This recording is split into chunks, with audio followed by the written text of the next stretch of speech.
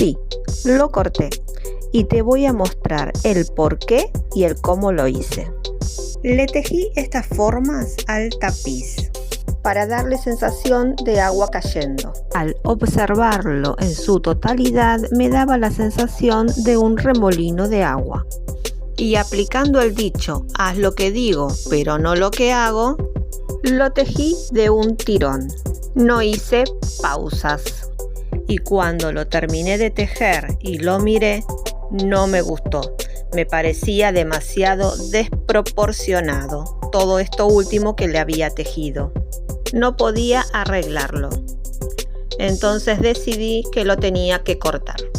Si te está gustando este video, suscríbete al canal. No te pierdas la oportunidad de conocer nuevos trucos para tus tejidos.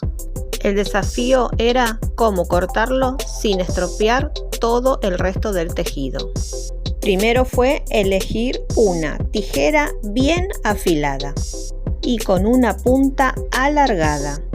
Después, y como te lo estoy señalando, me fijé muy bien por dónde lo iba a cortar.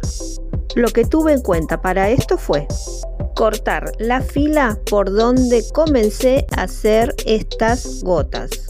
Una vez que vi bien por dónde era el comienzo de esto, lo corté y destejí las vueltas que quedaban desprolijas.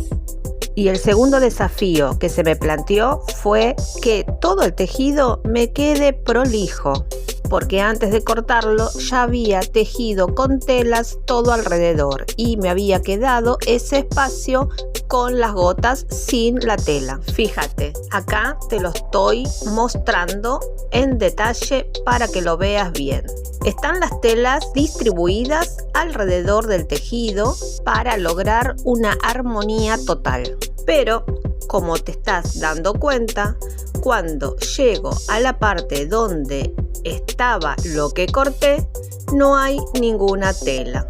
Y como te conté en el video anterior, la tela que yo había usado era reciclada. Era de una pashmina gris que tenía y que ya no la usaba más. Entonces, al tener que cortar la parte esta del tejido, me di cuenta de que ya no tenía tela gris como para poderle poner en ese sector y que me quedara armónico con todo el trabajo. Solo tenía en cantidad las tiras cortadas del tul. Y finalmente fue lo que resolví. En este sector, tejer con tul. Te dejo este video para que sigas en este mundo maravilloso que es el tejido libre.